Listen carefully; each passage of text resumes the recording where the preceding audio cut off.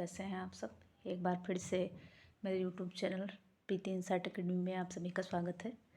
तो कल जो हमने पढ़ा था, जो व्यक्तित्व के मापन की विधियां पढ़ना था, लेकिन हमने कुछ सिद्धांत देखे थे जो मैंने सोचा कि आपसे मतलब विधियां पढ़ाने से पहले आपको व्यक्तित्व के कुछ सिद्धांत पढ़ा दिए जाएं, जो कि डायरेक्ट या इनडायरेक्ट पूछ लिए जाते हैं।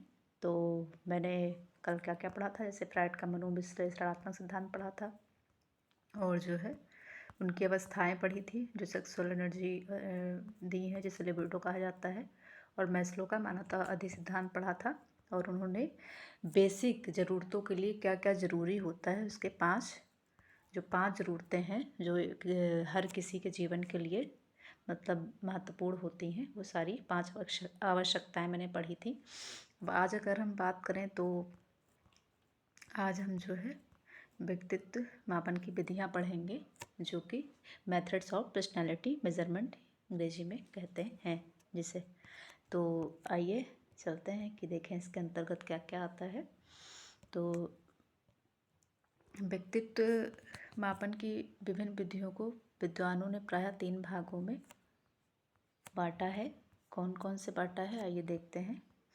तो जैसे कि यहाँ पे मैंने सोचा आपको पूरा स्ट्रक्चर ही दे दिया जाए ताकि आप अच्छे से समझ पाएँ, तो इसीलिए जो है ये मैंने कोशिश की थी बनाने की, तो या पेस्ट करने की आप कह सकते हैं। व्यक्तित्व मापन की विधियाँ जो है मेथड्स ऑफ पर्सनालिटी मेजरमेंट। तो यहाँ पे जो जैसे कि मापन की विधियों को 3 भागों में बांटा गया है। कौन कौन सी हैं? आत्मनिष्ठ जिसे सब्जेक्टिव मेथड्स कहते हैं, वस्तुनिष्ठ जिसे ऑब्जेक्टिव मेथड्स कहते हैं, और प्रक्षेपी विधियाँ जिसे प्रोजेक्टिव मेथड्स कहते हैं। तो यहाँ पे आत्मनिष्ठ विधियों के अंतर्गत जैसे कि अवलोकन, साक्षात्कार और जीवन इतिहास, इनको हम बारी बारी से समझेंगे, लेकिन एक बारी हम इनका जो है इंट्रोडक्शन जान लेते हैं या इन्हें हम जान लेते हैं। तो आत्मनिष्ठ के अंदर कौन कौन कौन से हैं? अवलोकन, साक्षात्कार, जीवन इतिहास। वहीं अगर हम बात करें वस्तुनिष्ठ की, तो निर्धारण, मापनी, परिसूची या प्रश्नावली, उपस्थिति, परीक्षण। यहीं पे प्रक्षेपीय विधियाँ जो होती हैं वो साहचर्य तकनीक, रचना तकनीक, पूर्ति तकनीक, क्रम तकनीक और अभिव्यक्ति तकनीक के अंतर्गत होती हैं। तो ये इनके नाम ही से आपको समझ में आ गया होगा, लेकिन हम फिर भी कुछ चीज़ें जो हैं वो जान लेते हैं। तो जैसे कि यहाँ पे अगर हम बात करें साक्षात्कार की, या माफ़ करिएगा, सबसे पहले ऑब्जर्वेशन की।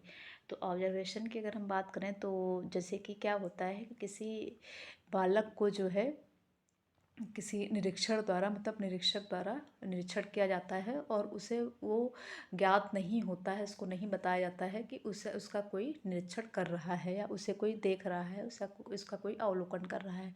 तो उसके व्यवहार में जो जो भी मतलब चीज़ें देखने को मिलती हैं अवलोकन के द्वारा या माध्यम से, तो उसे अवलोकन करना कहा जाता है, जो कि दूसरे व्यक्ति के द्वारा जो छुप के करता है, या मतलब ऐसे ही उसके साथ भी कभी कभी रह के करता है, लेकिन उसको ये बात नहीं पता होती है कि मेरा अवलोकन किया जाता है। क्योंकि अवलोकन के बारे में अगर वो जान जाएगा कि मेरा निरीक्षण किया जा रहा है, तो उसका वहाँ पे व्यवहार चेंज भी हो सकता है। तो इसे जो है छुप के किया जाता है, और किसी व्यक्ति को जानने के लिए या उसके बारे में पता लगाने के लिए। तो आई होप आपको ऑब्जर्वेशन के बारे में समझ में आ गया होगा। अब अगर हम साक्षात्कार की बात करें यहाँ पे इंटरव्यू, तो जैसे कि इंटरव्यू के बारे में आप सभी को पता ही होगा कि साक्षात्कार क्या होता है। तो साक्षात्कार जो है वो 2 तरह का होता है। एक होता है संरक्षित मतलब स्ट्रक्चर, और एक होता है असंरक्षित मतलब अनस्ट्रक्चर। तो संरक्षित इंटरव्यू जो होते हैं, जो जैसे कि नौकरी के लिए जैसे कि केबीएस में जो इंटरव्यू होता है या यूपीएससी में जो इंटरव्यू होता है, वो सारे जो है स्ट्रक्चर होते हैं, संरक्षित होते हैं, और उन्हें जो है पहले से तैयार किया जाता है, और पहले से प्रश्न तैयार किए जाते हैं, और उनसे जो है सामने वाले मतलब जो साक्षात्कारकर्ता होते हैं या जो साक्षात्कार देने के लिए आते हैं, उनसे जो है कुछ क्वेश्चन उनके सामने रखे जाते हैं, उनसे पूछे जाते हैं, उनकी जो है हॉबी पूछी जाती हैं, उन्हें क्या क्या पसंद है नापसंद है, ये सभी चीज़ें पूछी जाती हैं, और उसी तरह से उनका अवलोकन किया जाता है कि या उनके बारे में पता लगाया जाता है कि ये जो है मतलब जो भी जॉब या नौकरी है उसके अनुकूल हैं, इनका मतलब व्यवहार या जो भी कहिए बौद्धिक क्षमता वो इसके अनुकूल है कि नहीं है। तो यहाँ पे आपको साक्षात्कार भी समझ में आ गया होगा। अब अगर हम बात करें जीवन इतिहास, जिसे केस स्टडी कहते हैं, तो केस स्टडी जैसे कि अगर आपने बीएड किया ही होगा तो आपको समझ में आ ही गया होगा कि केस स्टडी क्या होता है। तो केस स्टडी जो होता है, जो तत्काल मतलब तत्काल क्या बोलेंगे उसको, जो तत्काल समस्याएं होती हैं उनको जो तत्काल निरीक्षण निकाला जाता है, या जिसको तत्काल कह सकते हैं कि उसका मतलब उसकी जो है, माफ़ करिएगा अभी मुझे ध्यान नहीं आ रहा है असल में क्या होता है, क्योंकि ये शब्द नहीं ध्यान आते हैं। तो जो तत्काल समस्याओं पे समस्याओं का जो निरूपण किया जाता है उसे केस स्टडी कहते हैं। ये जो होता है जिसे जीवन इतिहास भी कहते हैं, ये जो है जैसे कि केस स्टडी आपने देखा है स्कूलों में होता है, जो तत्काल समस्याओं पे तत्काल निर्णय लिए जाते हैं, तो उसे केस स्टडी कहते हैं। तो इसमें ये होता है कि किसी एक समस्या का जो है मतलब किसी एक समस्या को जाना जाता है और उसी पे मतलब उसी केस को स्टडी किया जाता है, उसका जो है डूपर निकालने के लिए, हल निकालने के लिए तत्काल समस्याओं को उसे मतलब उस पर उसके लिए काम किया जाता है। तो आपको ये तीनों समझ में आ गए होंगे। अब अगर हम बात चले वस्तुनिष्ठ, तो वस्तुनिष्ठ जैसे कि ऑब्जेक्टिव मेथड्स आपको समझ में आता ही होगा, क्योंकि हम लोग जो है विद्यार्थी जीवन में हैं। तो वस्तुनिष्ठ क्या होता है, जैसे कि आपके सामने एक उदाहरण, सरल सा उदाहरण लेंगे, प्रश्न पत्र।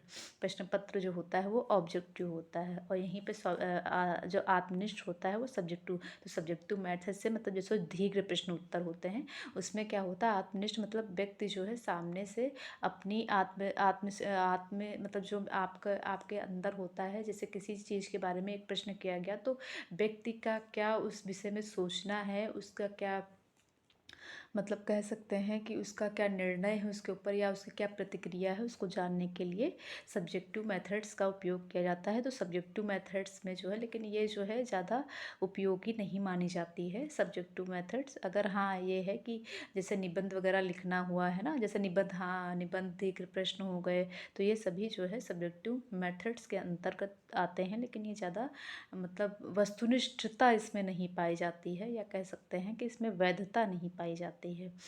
तो ये ज़्यादा जो मेथड्स है मतलब विश्वसनीय नहीं होता है। तो आत्मनिष्ठ को मैंने सोचा नहीं समझाया था तो आपको समझा दिया एक बार। अब अगर हम बात करें वस्तुनिष्ठता की या वस्तुनिष्ठ विधियाँ की, तो जैसे वस्तुनिष्ठ प्रश्न पत्र हो गया, तो इसमें जो है वो मतलब अगर हम बात करें कि वस्तुनिष्ठ मेथड में जो है वैधता, विश्वसनीयता एवं वैधता दोनों जो है वो होती है, वो पाई जाती है। तो इसीलिए वस्तुनिष्ठ विधि जो है आजकल प्रयोग में लाई जा रही है, आधुनिक विधि भी इसे कहते हैं। और जो है मतलब जो है व्यक्तित्व को जानने के लिए, व्यक्तित्व का अवलोकन या व्यक्तित्व के विषय में जानने के लिए इसका जो है, या व्यक्तित्व को इस विषय में ज्ञान है कि नहीं है उसका पता लगाने के लिए वस्तुनिष्ठ विधियों का प्रयोग किया जाता है। तो इसके अंतर कौन कौन सी आती हैं, जैसे कि एक हो गई आपकी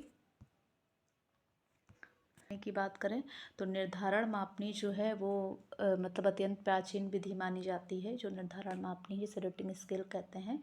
तो यह आधुनिक शैक्षिक तथा मनोवैज्ञानिक मापन उपकरण के रूप में निर्धारण मापनी इसी प्राचीन विधि का एक परिष्कृत रूप है, जिसमें अक्षरों, अंकों, शब्दों या प्रतीकों आदि की सहायता से व्यक्तियों में उपस्थित गुणों का आकलन किया जाता है। अक्षरों से जैसे कि कोई अक्षर आपके सामने लिख के दे दिया गया, आप उनके सबसे पहले दिमाग में क्या आया है ना, उसको जानने के लिए, या उस पर शब्द बनाने के लिए, क्या उस पर कहानी लिखने के लिए, या फिर जो है अगर हम अंकों शब्दों यहाँ पे अंकों की बात करें तो उस अंक से वो उसके मतलब उसने क्या समझाया, शब्दों को देख के या प्रतीकों को, किसी चित्र को देख के उसके मन में क्या आया। तो ये सब जो है गुणों का अवलोकन करने के लिए किया जाता है। और यहाँ पे हम सबसे पहले आप नोट कर लीजिएगा कि निर्धारण मापनी जो है इसका सूत्रपात मनोभौतिकी के क्षेत्र में फैक्नर द्वारा किया गया था। तो ये एक इम्पॉर्टेंट हो सकता है कि किसके द्वारा किया गया था, तो ये फैक्नर के द्वारा किया गया था। तो जैसे कि हमने समझ ही लिया है कि किसी व्यक्ति के द्वारा अन्य व्यक्तियों के गुणों का निर्धारण करने की यह एक अत्यंत प्राचीन विधि है ना। तो आधुनिक शैक्षिक तथा मनोवैज्ञानिक मापन उपकरण के रूप में निर्धारण मापनी इसी प्राचीन विधि का एक परिष्कृत रूप है, जिसमें अक्षरों, शब्दों, अंकों या प्रतीकों आदि की सहायता से व्यक्तियों में उपस्थित गुणों का आकलन किया जाता है। तो आपको समझ में आ गया होगा कि उपस्थित व्यक्तियों में जो गुण अवस्था उपस्थित हैं उसे बाहर निकालने के लिए या उसे पता लगाने के लिए या उसे जानने के लिए जो है निर्धारण मापनी का प्रयोग किया जाता है। तो जैसे कि हम ये चुके हैं, तो जैसे कि अपने साथियों अथवा अपने परिचितों के समझ अपने व्यक्तित्व के में क्या छवि या छाप जो है मतलब छोड़ता है। निर्धारण मापनी अपनी विश्वसनीयता, वैधता तथा सुगमता जैसी विशेषताओं के कारण काफ़ी प्रचलित है। तो वैसे बोला ना कि इसमें विश्वसनीयता, वैधता और सुगमता जैसी चीज़ें पाई जाती हैं। जैसे कि इसका उपयोग किन किन चीज़ों में किया जाता है, किन किन विषयों में होता है, तो हम आइए जानते हैं। ये जो है शिक्षा शास्त्र, समाजशास्त्र, मनोविज्ञान, निर्देशन आदि क्षेत्रों में निर्धारण मापनी का सफलता पूर्वक प्रयोग किया जा रहा है।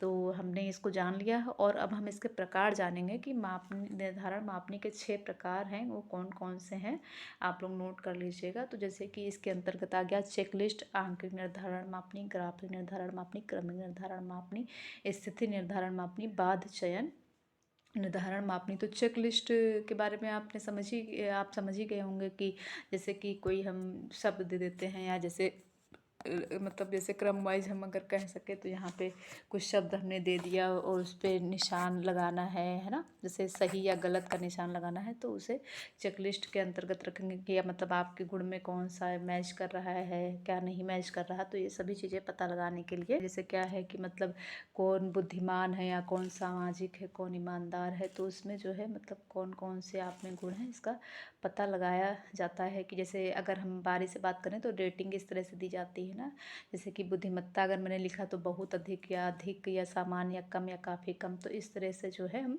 इसका पता लगाते हैं। अब अगर हम आंकिक निर्धारण मापनी की बात करें, जैसे न्यूमेरिकल रेटिंग स्केल होता है, तो ये जो है चेकलिस्ट की तरह से आंकिक मापनी में भी गुणों के संबंध में कुछ कथन दिए जाते हैं, परंतु कथनों के संबंध में निर्धारक को हाँ अथवा नहीं के रूप में निर्णय नहीं देना होगा। ठीक है, तो आपने समझ ही किया होगा, तो ये समझ ही गए होंगे। तो यहाँ पे अगर हम बात करें रेटिंग स्केल की, या जो है न्यूमेरिकल रेटिंग मतलब माफ़ करिएगा, न्यूमेरिकल मतलब यहाँ पे आंकिक न्यूमेरिकल रेटिंग स्केल की, तो इसमें यही होता है कि जो है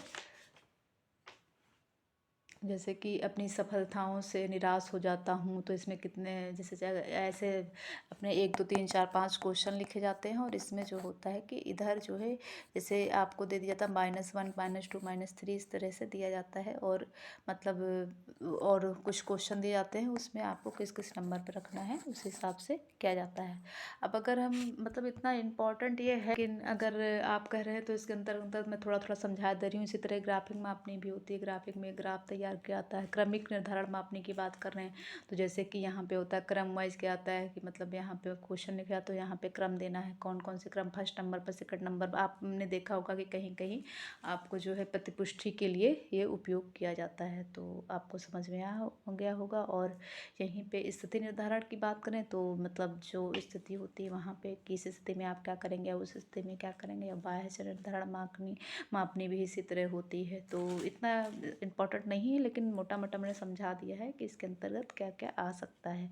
अब अगर हम बात करें नेक्स्ट की बात करें परिसूची या प्रश्नावली, तो सबसे पहले हम जानेंगे कि जो व्यक्तित्व परिसूची या प्रश्नावली का प्रारंभ है वो फ्रांसिस गाल्टन ने 1880 में किया था, परंतु व्यक्तित्व के मापन के लिए RS वुडवर्थ के द्वारा 1918 में जो बनाई गई थी व्यक्तिगत सूचना प्रपत्र, इसे ज़्यादा उपयुक्त और वास्तविक प्रश्नावली प्रारंभ माना जाता है। तो इसको आपने याद कर रखा होगा। और जो है इसमें भी जैसे कि मनोवितिक फ्रीमैन ने व्यक्तियों सूचियों को आक्रांकित 5 प्रकारों में व्यक्त किया है। तो प्रश्नावली जैसे कि आप समझ रहे होंगे कि प्रश्नावली जो है वो वर्तमान समय में बहुतायत प्रयोग किए जाने वाली मतलब एक सूची है ना। प्रश्नावली जैसे प्रश्न उत्तर से संबंधित होता है, जैसे कि मतलब इसमें क्वेश्चन आंसर किए जाते हैं, है ना। इसके अंतर्गत जैसे कि जो आती हैं आपकी वो आती हैं विषय वस्तु, वैधकरण, ज्ञात समूह या संप्रत्यय में वैधकरण, कार्य विश्लेषण।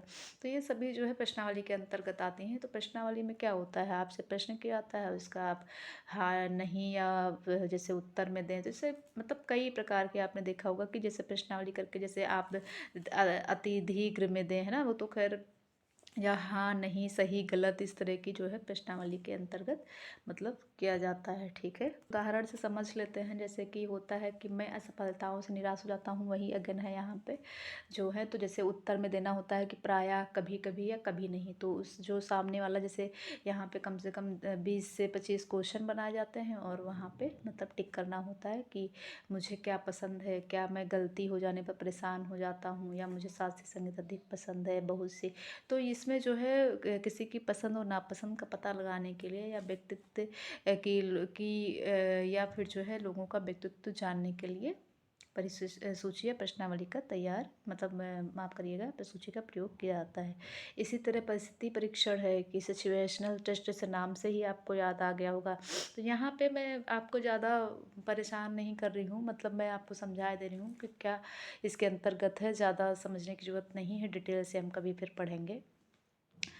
परिस्थिति परीक्षण का उपयोग जैसे कि जीवन की विभिन्न परिस्थितियों में कार्यरत व्यक्ति के व्यवहार को जानने के लिए अथवा जीवन से संबंधित विभिन्न परिस्थितियों का सामना करने के ढंग से जानने के लिए किया जाता है। अब जैसे अगर हम बात करें कि जैसे कि मतलब कोई वास्तविक घटना घट गई है ना, तो उस परिस्थिति में इंसान क्या करेगा। जैसे कि मान लो कहीं आग लग गई, तो उस स्थिति में इंसान क्या करेगा। और जो है जैसे कि मतलब अगर कोई उसके परिवार में डेथ हो गई या कोई बीमार पड़ गया, तो उस स्थिति में वो क्या करेगा। तो इसका परीक्षण करने के लिए सिचुएशनल टेस्ट का प्रयोग किया जाता है। अब अगर हम यहाँ प्रक्षेपीय विधियों की बात करें, तो जैसे कि अगर हम यहाँ पे प्रक्षेपीय विधियों की बात करें, जो कि तीसरी विधि और अंतिम विधि है, तो इसके अंतर्गत क्या क्या है इसको हम समझेंगे।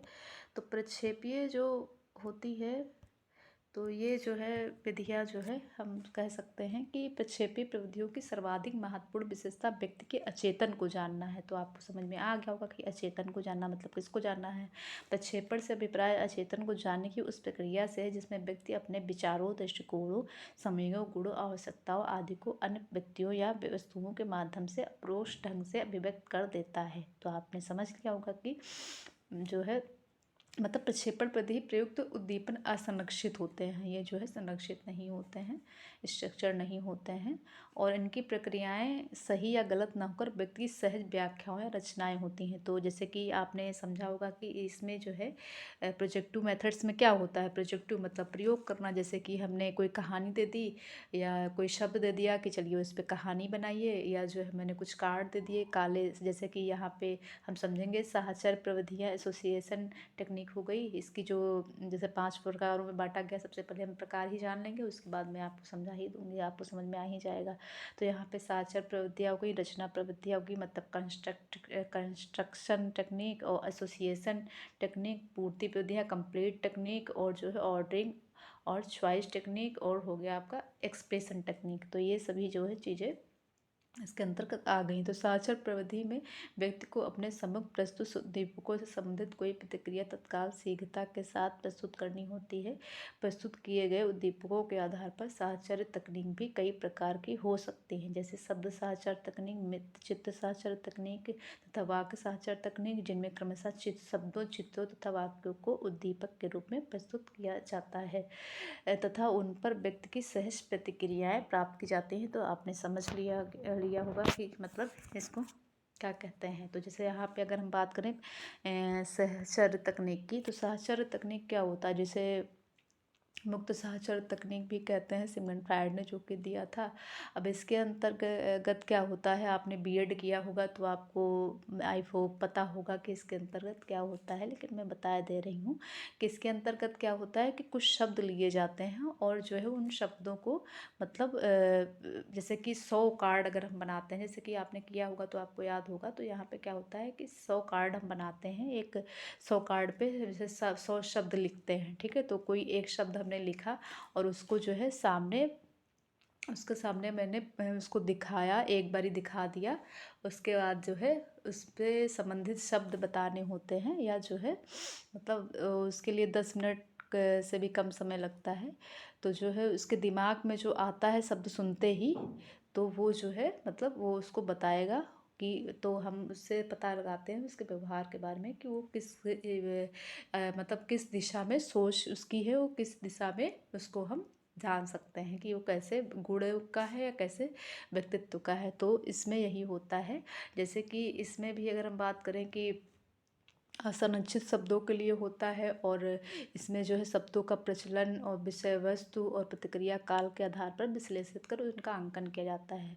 तो आपको बता ही दिया कि जिसमें मतलब 100 शब्द दिए जाते हैं और 10 मिनट से कम समय लगता है। तो उसमें ये देखता है कि शब्दों को बोलने के साथ साथ प्रयोज्य के द्वारा लिए जाने वाले प्रतिक्रिया काल को नोट करते हैं। तो जो मतलब सामने वाले ने क्या उस शब्द को देख के बताया है उसको हम मतलब वो करते हैं। ठीक है, तो आपको ये समझ में आ गया होगा, और आपने बीएड किया होगा तो आपको पता ही होगा, क्योंकि ये सारे जो है टेस्ट वो लोग करवाते हैं। मैंने भी किया है तो आपने भी किया ही होगा। अब अगर हम बात करें, अब इसी के अंतर्गत अगर हम बात करें, जैसे रोसा मसी लक्ष्य परीक्षण है, यहाँ पे नहीं लिखा है लेकिन मैं आपको समझाया दे रही हूँ। तो रोसा मसी लक्ष्य जो मतलब परीक्षण है, जैसे कि रोसा मसी लक्ष्य परीक्षण, जिसे रोसा इंक ब्लॉट टेस्ट भी कहते हैं, जिसे हरमन रोसा द्वारा दिया गया था। और इसमें इसके अंतर्गत क्या होता है, मतलब जो है सर्वाधिक महत्वपूर्ण विधि का प्रयोग करने वाला होता है, प्रथम व्यक्ति नहीं था। तो ये आप समझ सकते हैं कि इसका 1911 से 1921 तक मतलब 10 वर्षों तक लगातार कार्य के आधार पर रोसा ने व्यक्तित्व के मापन के लिए मसी लक्ष्यों का उपयोग करने की तकनीक को सफलतापूर्वक विकसित किया। तो इसके अंतर्गत जो होते हैं वो टोटल 10 कार्ड होते हैं। वो 10 कार्ड होते हैं, जैसे 5 काले सफ़ेद होते हैं, और जो है 2 काले सफ़ेद और लाल होते हैं, और 3 पर कई रंग होते हैं। तो जैसे कि क्या होता है यहाँ पे मतलब यहाँ पे क्या होता है कि वो जो है उनको रखा जाता है, और उससे जो है संबंधित कोई कहानी या मतलब आपको देखने में कैसा लग रहा है वो पूछा जाता है। अगर हम मोटा माटी समझा रहे हैं आपको, क्योंकि फिर ऐसे तो या तो फिर करके दिखाओ तभी समझ में आएगा। तो इस तरह से क्या होता है कि मतलब जो मतलब ऐसे हम लगाते हैं उसको उसको जो दिखाई देता है उसे हम उससे जैसे उससे पूछते हैं कि ये किस आकृति जैसा लग रहा है, मतलब इसका हम जिस पे हम प्रयोग कर रहे हैं, या जो है जिसका हम व्यक्तित्व जानने के लिए इसका प्रयोग करते हैं, उससे पूछते हैं कि यह किस आकृति का लग रहा है या किस चित्र का लग रहा है। तो उसके वो जिस आकृति का बताता है तो उससे हम उसका मतलब उसके जो है उसका पता लगा सकते हैं गुण और उसके व्यवहार का, कि वो व्यक्ति जो है किस मतलब उसमें किस दिशा में वो सोचता है। तो अगर अगर हम रचना तकनीक की बात करें, इतना ही जान लेंगे। तो कंस्ट्रक्शन टेक्निक आपने समझ ही लिया होगा नाम ही से कि ये जो है रचना तकनीक है। तो इसमें हम कुछ नहीं करते, इसमें बालक को जैसे कुछ कंस्ट्रक्ट करने के लिए बोलते हैं। जैसे आज की जो हमारी शिक्षा है वो भी है बाल प्रधान है और कंस्ट्रक्शन टेक्निक पे ज़्यादा वर्क कर रही है। तो यही है कि बच्चे को रचनावादी बनाने के लिए इस तकनीक का प्रयोग किया जाता है। अब अगर हम पूर्ति तकनीक की बात करें तो इसमें आपको पूर्ति तकनीक मतलब कंप्लीट टेक्निक से समझ में आ ही गया होगा कि इसमें हम क्या करते हैं कि जैसे कोई आधा शब्द देते हैं, है ना, और उसको फुलफिल या पूरा करने के लिए हम देते हैं। जैसे कि आपने क्वेश्चन जो फिल इन द ब्लैंक्स वगैरह हैं, है ना, आप सबसे सहज सब मतलब उदाहरण से हम समझ सकते हैं जो फिल इन द ब्लैंक्स वगैरह होते हैं वो जो है पूर्ति तकनीक के अंतर्गत आते हैं। अब अगर हम क्रम तकनीक की बात करें तो ऑर्डरिंग टेक्निक होगा यहाँ पे। तो जैसे कि आप पेपर देते होंगे, अगर हम सरल सा उदाहरण लें तो उसमें कहते नहीं है कि इसे क्रम वाइज लगाए हैं ना, ये क्रमिक रूप से इसको व्यवस्थित करें। तो यहाँ पे क्रम टेक्निक होती है, तो इसको ऑर्डरिंग टेक्निक में लगाना होता है कि पहले कौन सा आया, बाद में कैसे आया, या क्रम कैसे हैं 1 2 3 4। तो यहाँ पे क्रम वाइज चीज़ें लगाई जाती है, जैसे फर्स्ट सेकंड थर्ड ऐसे मतलब ना। तो अभिव्यक्ति तकनीक अगर यहीं पे बात करें हम तो एक्सप्रेशन टेक्निक होता है। अभिव्यक्ति टेक्निक तो ये एक्सप्रेस मतलब बालक कोई भी अगर हम कोई उसे सिचुएशन या परिस्थिति देते हैं तो उसी के हिसाब से वो कैसा एक्सप्रेशन करता है या करेगी, तो उसके हिसाब से हम उसके व्यक्तित्व का या गुणों का पता लगाते हैं। तो आई होप आपको ये सारी मतलब विधियाँ समझ में आई होंगी। अगर आई हैं तो आप कमेंट करके बताइएगा कि मतलब क्या समझ में आया और क्या नहीं आया। अगर इसको डिटेल से हम भी पढ़ेंगे, लेकिन अभी हमने सोचा कि जो है मतलब अगर एक एक पढ़ाने लग जाऊंगी तो रीट एग्ज़ाम जैसे कि अभी ज़्यादा दिन नहीं है इसके, तो इसीलिए मैंने सोचा कि मतलब अभी के लिए इतना मैं बता दे रही हूँ, ताकि आपको अगर कोई क्वेश्चन इससे आए, वैसे मैं क्वेश्चन भी करा दूँगी, जो भी क्वेश्चन इससे पूछे गए हैं वो सारे क्वेश्चन मैं कराऊँगी। सोच रही हूँ एक मैराथन ले लूँ, और मैराथन पे काम चल भी रहा है ताकि आपको किसी प्रकार की दिक्कत ना हो। तो इसीलिए अगर आपको ये क्लास अच्छी लगी हो तो लाइक कमेंट शेयर सब्सक्राइब करिएगा और तब तक अपना ख्याल रखिएगा। मिलते हैं एक नए कॉन्सेप्ट के साथ, तब तक के लिए बाय बाय।